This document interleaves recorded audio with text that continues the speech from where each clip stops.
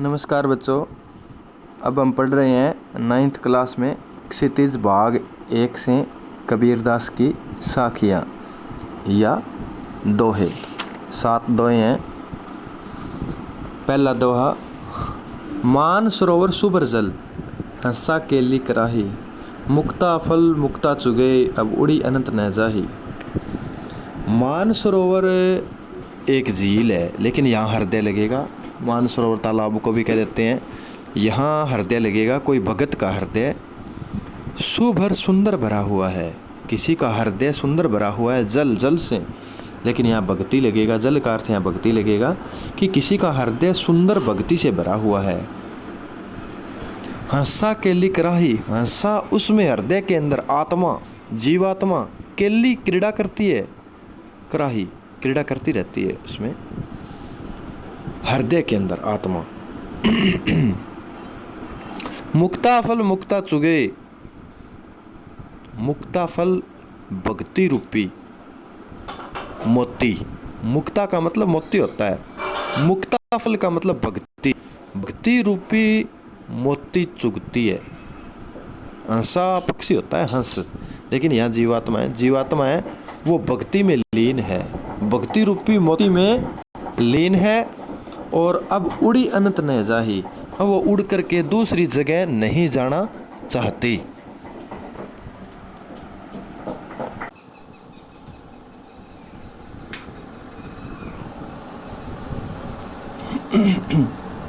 तो अब उड़ करके दूसरी जगह नहीं जाना चाहती। तो इसके अंदर हृदय के अंदर भक्ति भरी हुई है और जीवात्मा उसमें क्रीड़ाएं कर, और भक्ति रूपी मोती है वो चुग रही है और दूसरी जगह नहीं जाना चाहती। दूसरा, प्रेमी ढूंढत में फिरो, प्रेमी मिले न कोई, प्रेमी को प्रेमी मिले सब विस्मृत होई। प्रेमी का अर्थ यहाँ पर भगत है कि एक भगत को दूसरा कोई भगत मिल जाए। ढूंढता हुआ फिर रही है आत्मा, कबीर की आत्मा जो है जीवात्मा है। कवि कह रहा है कि मैं और कोई दूसरे भगत को ढूंढता हुआ ढूंढ रहा हूँ, मुझे कोई प्रेमी नहीं मिल रहा है, कोई भगत नहीं मिल रहा है। और अगर कोई भगत को भगत मिले तो सब विष का मतलब यहाँ सारी विषय वासनाएं हैं, सब विष है वो अमृत में बदल सकता है, यानी ईश्वर प्रेम, ईश्वर भक्ति में बदल सकता है अगर कोई भगत मिले तो। तीसरा, हस्ती चढ़िए ज्ञान को, सहज दुलीचा डारी। हस्ती हाथी के ऊपर चढ़ना है, लेकिन किस हाथी पर? ज्ञान रूपी हाथी पर चढ़ना है, यानी ज्ञान प्राप्त करना है। और कैसा ज्ञान प्राप्त करना है? हस्ती चढ़िए ज्ञान को, यानी हाथी के ऊपर चढ़ना है। और किस हाथी पर चढ़ना है?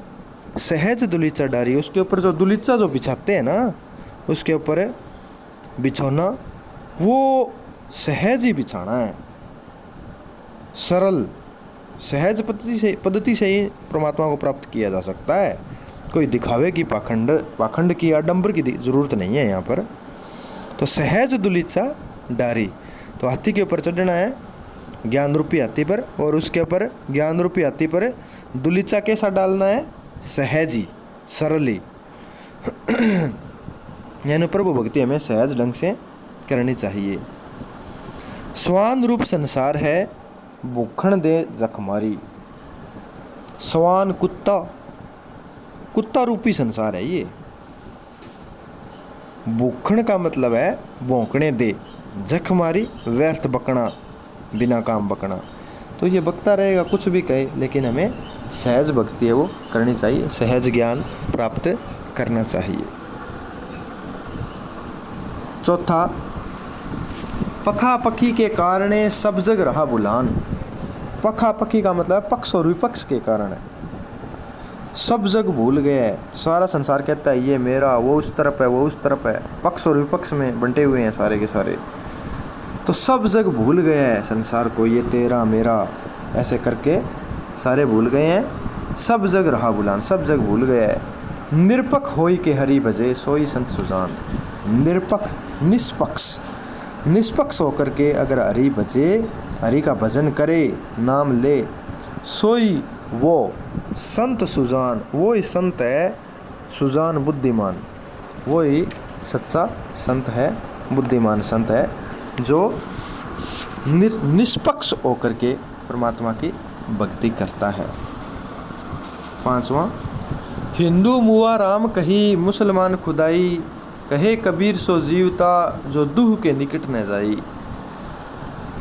हिंदू मुआ, हिंदू मर गया, राम कही, हिंदू मर गए राम राम राम कह करके, और मुसलमान खुदाई, और मुसलमान खुदा खुदा कह करके मर गए।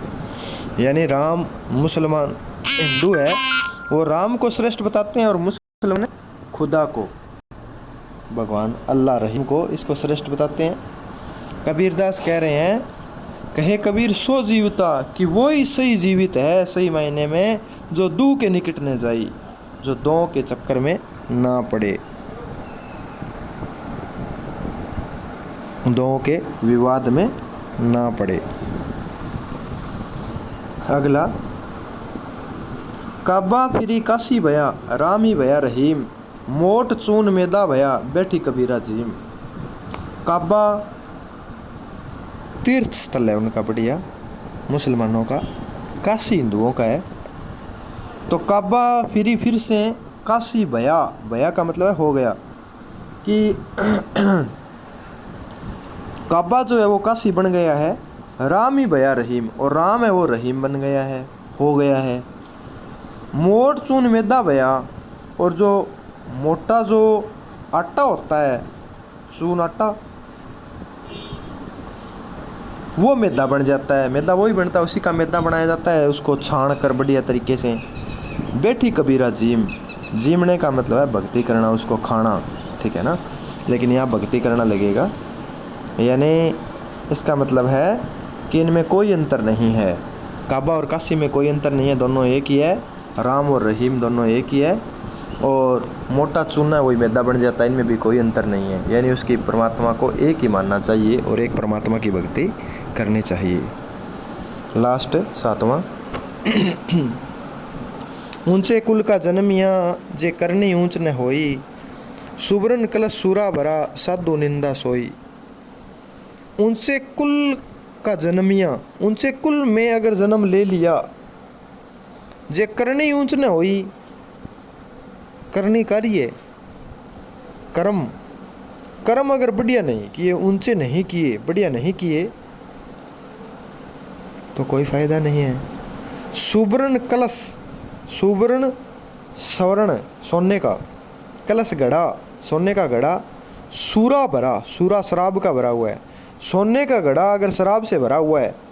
साधु निंदा सोई, तो साधु महात्मा है उसकी बुराई करेंगे, निंदा बुराई, उसकी बुराई करेंगे। यानी कर्म ऊंचे होने चाहिए। ऊंचे कुल में जन्म लेने से कुछ नहीं होता, हमें कर्म अच्छे करने चाहिए। जिस तरह सोने के घड़े के अंदर अगर शराब भरी हो तो उसकी निंदा ही होगी, उसकी बुराई करेंगे। तो मनुष्य को कर्म है वो ऊंचे करने चाहिए।